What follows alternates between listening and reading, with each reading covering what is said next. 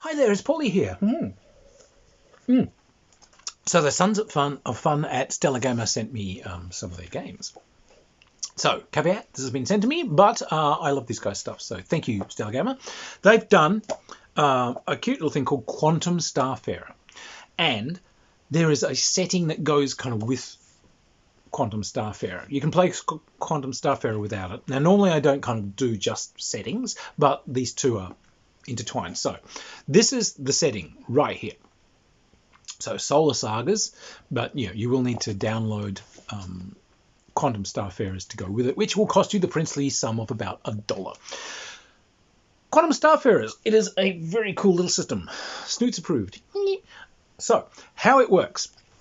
It's a 2d6 system. It's kind of like a stripped down, very cool, Traveller-esque game. You have a set of characteristics, which are things like technical and physical and just very simplified characteristic-y skill sort of things in general. Space skills, technical skills, science skills, physical stuff, whatever. You split some points between those. Not many, it's pretty simple. You pick some traits for your character. Now, those are special streams of knowledge that you have. I am a trained scientist. I am an ace pilot. I am a Mr. Fix-It who's really cool at fixing things. I am an investigator. I am an assassin. And they say you get an advantage when you do certain things under your skill set. I'm a trader. So you can pick those, and you can take a few different traits actually. How you do skills and so on, very simple. It's a 2d6 system, and you're just rolling against a skill difficulty.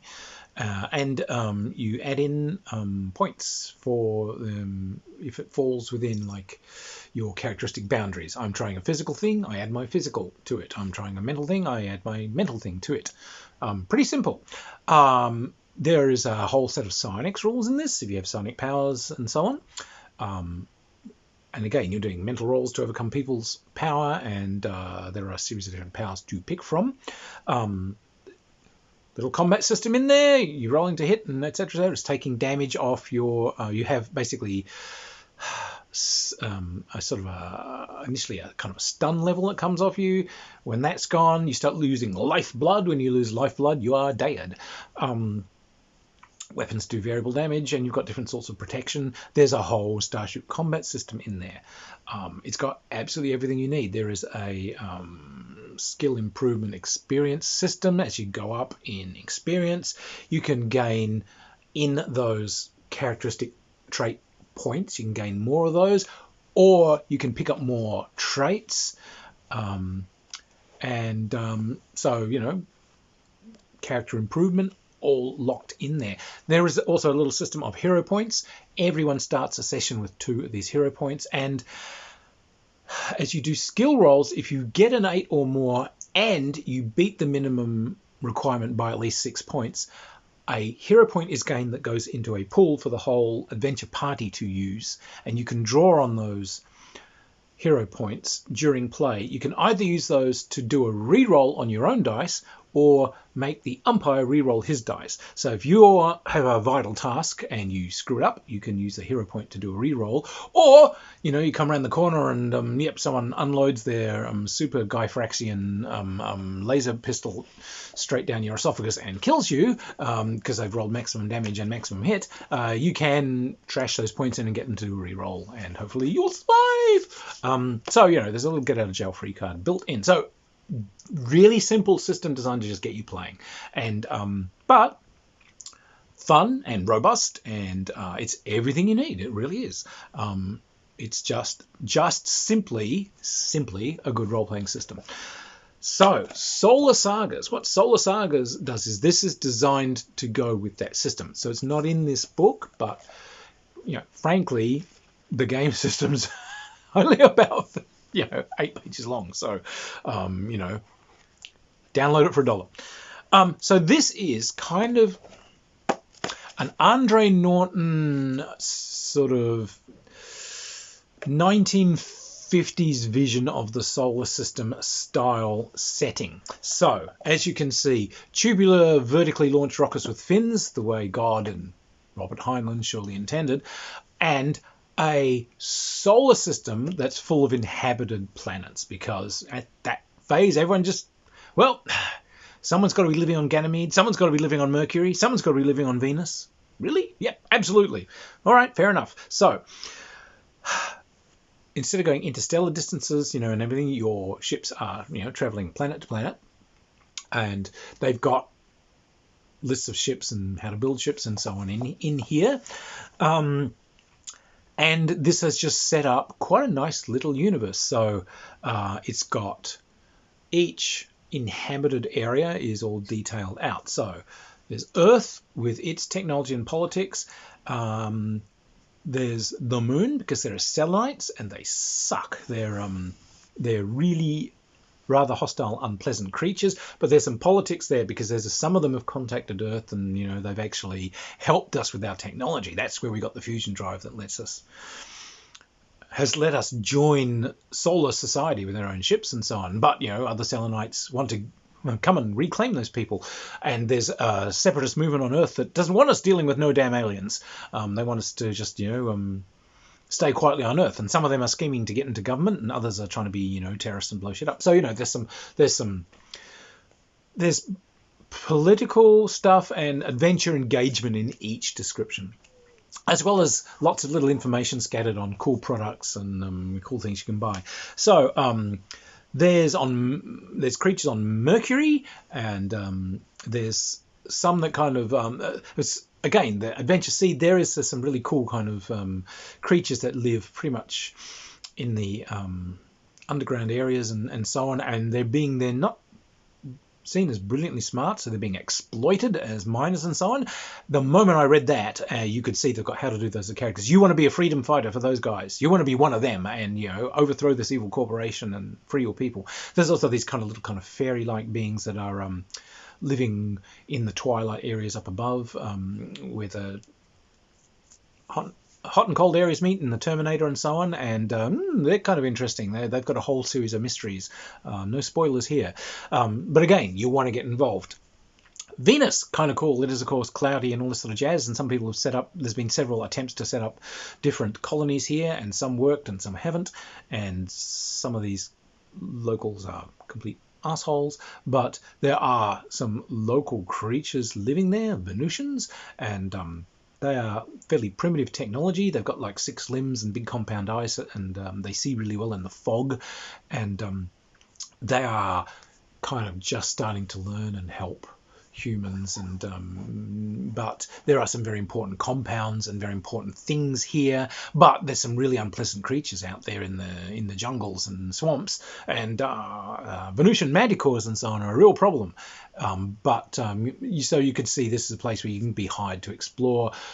There's something going on with some of those strange creatures and manticores. There's more than meets the eye there, and there's more than meets the eye for the Venusians as well. So, mysteries there. Martians suck. They are basically a vicious, fascistic, authoritarian government. There are Martian nomads who are actually really nice, but there's these civilized Martians who are basically this rigid, fascist, industrial society, and they basically use the nomads. They're seizing them, effectively turning them into just mindless zombies. They drug them up so they just become mindless workers, and they're using those for all the heavy lifting that just makes their society work. But they're always scheming amongst themselves, because they're always trying to kind of climb a corporate ladder within themselves, but the state is always right, and they're just rotten to the core.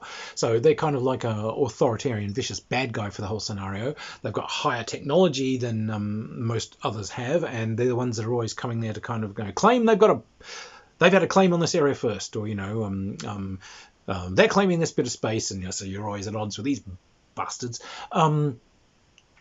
They're out in the belt. There's miners, and there's sort of things going on in Ceres and whatever. Out when you get to Jupiter, there's the Ganymedans, and there's the Callistoans, and I think it's the Ganymedans have actually had a war at one stage with the Martians. They sodding hated them.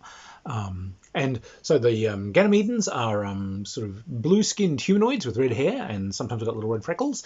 And they've got a slightly different technology to humans, and they're kind of interesting. And there's a lot of piracy in them around the moons of Jupiter, because there's thousands of places for things to hide, and lots of trade goes through, and so on. And so there's all this stuff on the different pirate groups and brotherhoods and so on. And the Callistoans, that's a more frozen area, but the things that live there are kind of like humanoid bears. They're an ursoid sort, but they're kind of a bit rollicking, slap on the back. They tend to sort things out between each other with by basically headbutting each other and having headbutting contests.